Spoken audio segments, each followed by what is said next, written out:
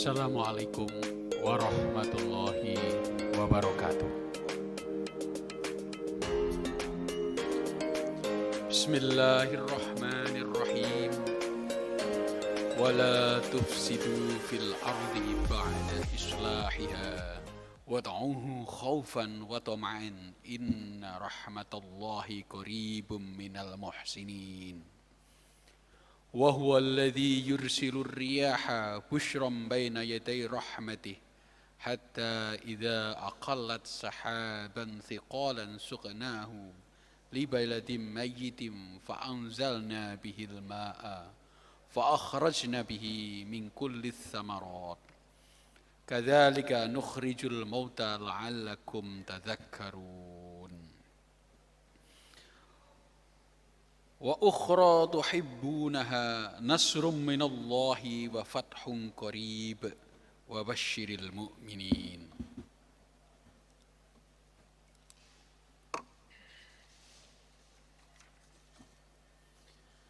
Ketua dan Sekretaris Senat Profesor Dr. Siswanto Masruri MA dan Profesor Dr. Maragustam Sirgar. Mohon berdiri, Prof.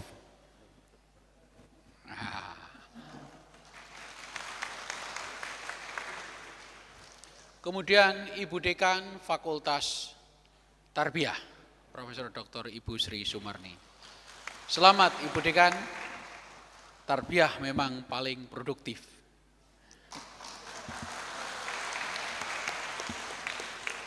Kemudian saya urut di sebelah kanan paling ujung adalah Pak Dr. M. Arifi. Beliau adalah dekan sebelum Ibu Sri Sumarni. Kemudian Prof. Barmawi Munte. Mohon beri, Prof. Kemudian Prof. Sugeng Sugiono. Beliau dari Fakultas Adab. Profesor Kamsi dari Fakultas Syariah. Profesor Abdul Karim dari Fakultas Adab. Prof. Abdul Karim. Ya. Pak Dekan Fakultas Sosial dan Humaniora, Pak Dr. Muhammad Sodik.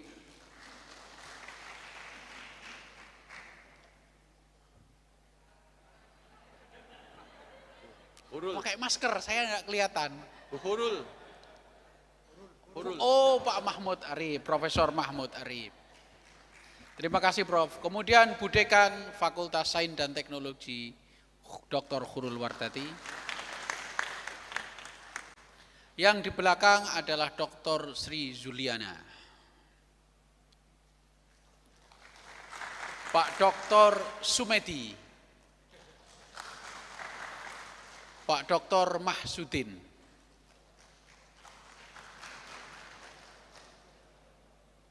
Pak Dr. Aziz Muslim.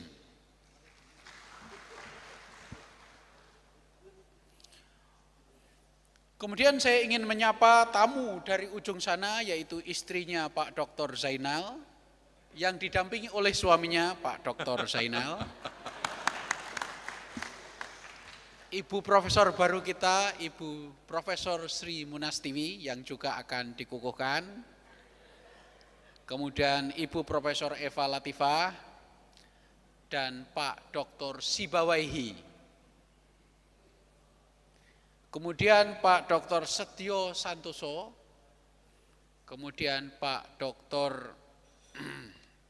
Suismanto. Bukan Suisyanto, Suismanto. M dan Y sudah berbeda ya. Kemudian Pak Ibu Dekan yang dulu, Ibu Susi. Bu Susila Ningsih. Terima kasih Bu. Setiap ada pengukuhan, Pak Kunto selalu disebut. Jadi Ibu Susi berhak hadir di setiap pengukuhan. Kemarin disebut berkali-kali, hari ini juga disebut berkali-kali. Kemudian Pak Dekan Fakultas Tarbiyah yang lalu, Pak Muhammad Anis, Pak Dr. Muhammad Anis. Terima kasih kehadirannya Pak. Dan juara bulu tangkis yang lalu di banyak liga, Pak Zamroh, Pak Profesor Zamroh Latif. Terima kasih Pak Zamroh. Beliau juara bulu tangkis, makanya cuma sedikit saja gitu, sudah cukup efektif untuk mensemes. Kemudian Ibu Sukiman, terima kasih, dan putra-putrinya, Bapak, Ibu, dan Pak Kabiro tentu saja. Terima kasih Pak Kabiro. Bapak Ibu sekalian, dan Profesor Sukiman yang berbahagia tentunya, orangnya ramah, sederhana, selamat menjadi guru besar. Selamat atas capaian ini. Beberapa kutipan kolega Anda sendiri dan nama saya sendiri juga disebut. Terima kasih apresiasinya. Prof. Sukiman pidatonya sangat panjang sekali dan perhatiannya luas pada pendidikan agama Islam. Prof. Sukiman menyinggung dua hal. Satu tentang pendidikan agama Islam dan sejarahnya di Indonesia, Orde Lama, Orde Baru, dan Reformasi. Itu bagian pertama. Bagian kedua, Prof. Sukiman bertindak sebagai orang usuluddin, yaitu berbicara tentang epistemologi, sumber pengetahuan yang berkait dengan sikap beragama atau disebut teologi, relasi dan penekanan antara satu, Tuhan, dua, manusia, tiga, alam semesta. Tuhan disebut teosentris, manusia disebut antroposentris, dan alam disebut ekosentris. Jadi di dalam teks pidato itu sangat luas sekali, Tuhan ada, manusia ada, alam ada. Tidak ada yang tidak ada di pidato itu. Dunia, akhirat, bumi dan langit, semua isinya ada di dalam pidato itu. Kullum fihi.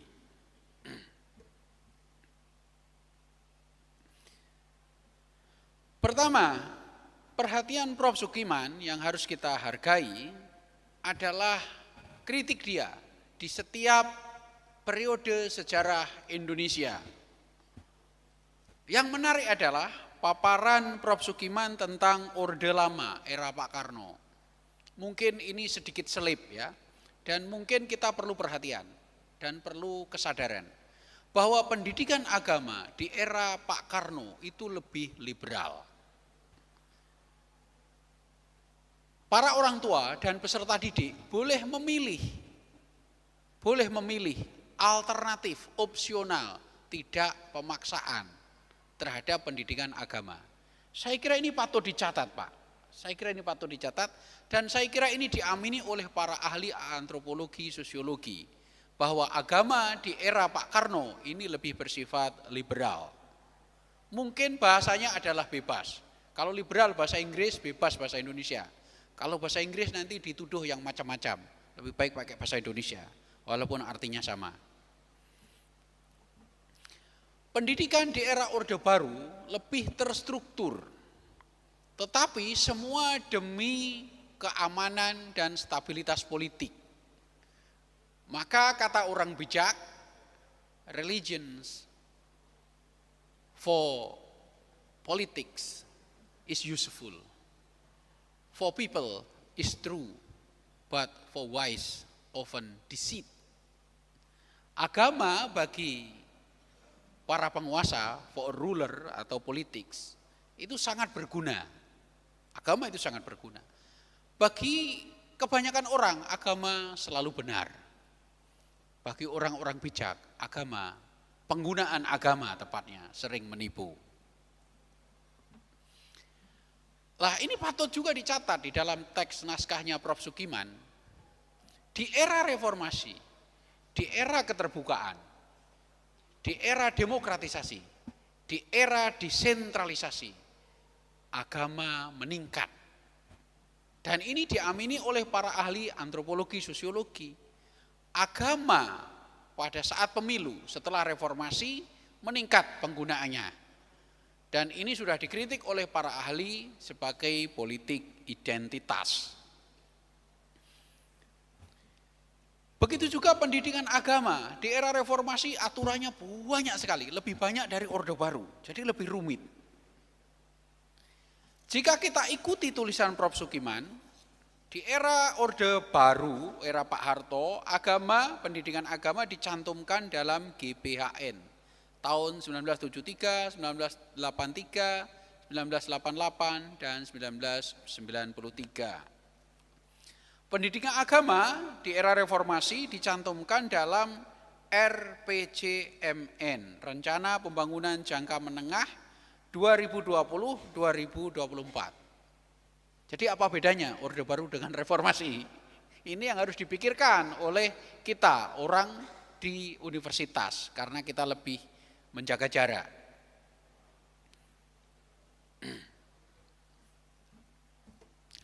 Bapak Ibu yang berbahagia,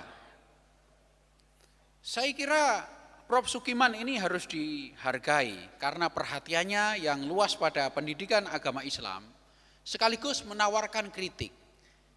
Kritik ini patut kita renungkan.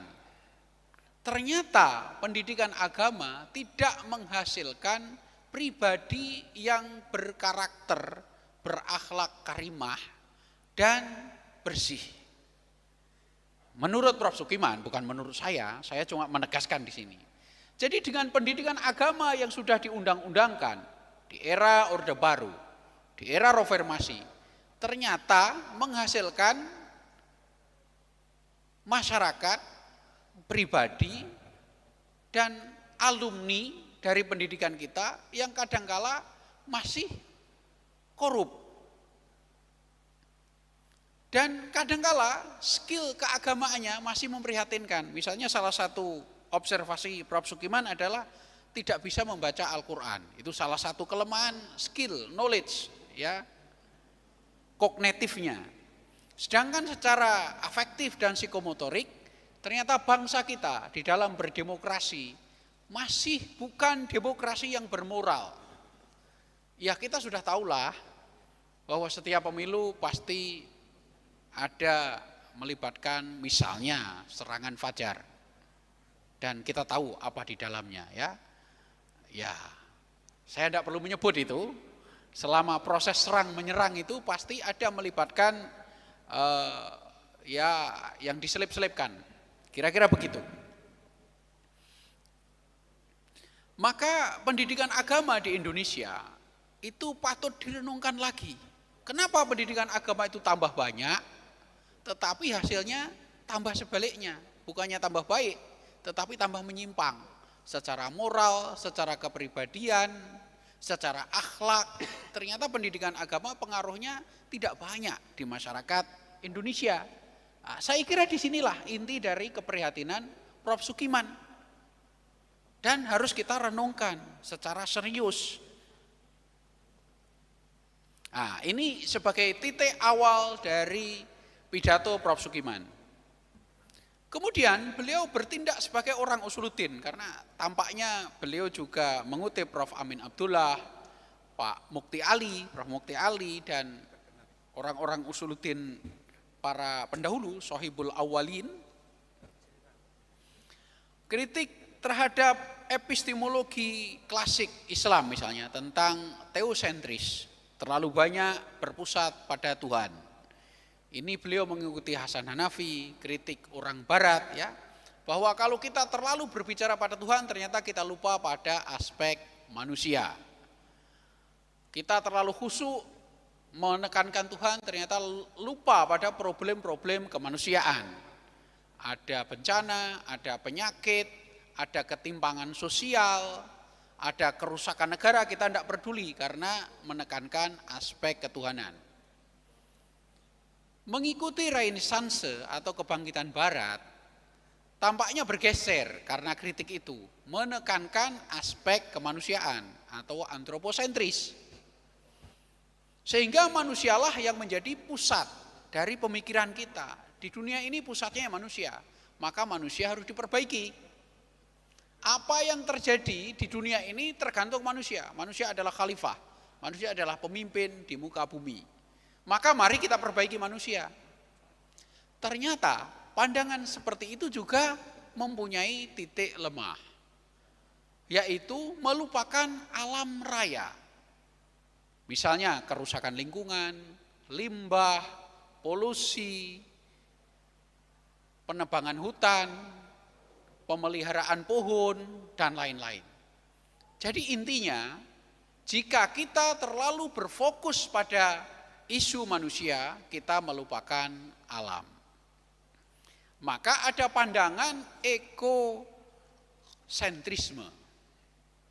Sebagaimana para pemikir muslim yang lain dari zaman dahulu sampai sekarang, mulai abad pertengahan, mulai dari Muhammad Abduh, Jamaluddin Al-Afghani, Soekarno, Cokro Aminoto, dan lain-lain, selalu menghindari jika kita menggunakan unsur di luar Islam terlalu banyak. Jika kita terlalu menggunakan ekosentrisme, maka ilmu pengetahuan yang sekuler akan menguasai. Astronomi, biologi, fisika, kimia. Nah, ini perlu diisi. Ini perlu diisi. Maka ciri khas dari para pemikir muslim adalah sintesis. Maka beliau menawarkan yang namanya panjang sekali. Teo, antropo, ekosentrisme. Jadi semuanya dijadikan satu. Perhatian pada Tuhan ya, perhatian pada manusia ya, perhatian pada alam dan lingkungan iya. Nah, ini sepertinya kalau saya memikir-mikir, ini mengulang dari paradigma sintesisme yang ada di Indonesia. Apakah Indonesia negara agama? Tidak. Apakah Indonesia negara sekuler? Tidak. Kata Gus Dur, negara yang tidak-tidak. Karena agama tidak beragama juga tidak, gitu ya. Apakah Indonesia apakah teologi Indonesia teosentris? Tidak. Apakah teologi yang cocok adalah antroposentris? Tidak juga. Apakah ekosentris? Tidak. Bagaimana kalau ketiga-tiganya? Saya kira kita juga harus ingat ya, Aristotle dulu mengatakan friends to many, friends to nobody. Orang yang berkawan terlalu banyak, dia tidak mempunyai kawan. Tapi saya kira ini adalah ijtihad yang sangat baik ya. Kita harus menghargainya.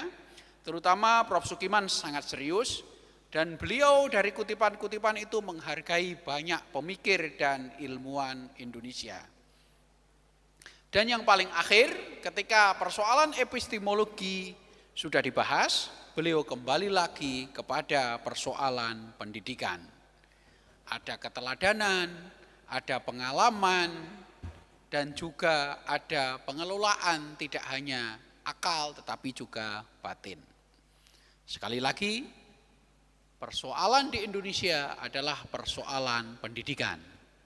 Pendidikan menerima dana saya kira harus ditingkatkan. Kebijakan-kebijakan tentang pendidikan 10 tahun terakhir saya kira perlu dilihat lagi. Penelitian di Indonesia tahun 2013, tahun 2015 tentang BOPTN 30% untuk penelitian, ini saya kira perlu dilihat lagi. Kenapa? Karena sudah mulai ada stagnansi dari pendidikan dan penelitian di Indonesia. Kita perlu mencari alternatif untuk menekankan pendidikan di Indonesia. Pembangunan 10 tahun terakhir sudah banyak kepada pembangunan infrastruktur dan fisik dan alhamdulillah kita menikmati jalan tol, menikmati bandara, menikmati gedung-gedung. Saya kira sudah saatnya kita kembali membangun manusia, terutama lewat pendidikan. Disinilah Prof. Sukiman mendapatkan relevansinya dan kita tunggu sumbangan beliau setelah guru besar. Sudah saatnya kita memberi sumbangan dari perguruan tinggi kepada bangsa dan kepada negara. Terutama mengingatkan bahwa pendidikan merupakan salah satu yang sangat vital jika kita ingin maju dan bersaing di dunia global. Selamat Prof. Sukiman. Win Sunan Kalijaga untuk bangsa, Win Sunan Kalijaga mendunia.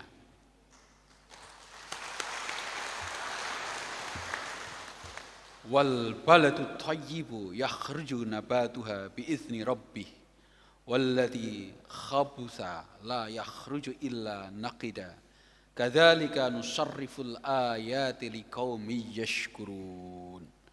Nasrum minallahi wa fathun qarib wa basyiril mu'minin. Wassalamu alaikum warahmatullahi wabarakatuh.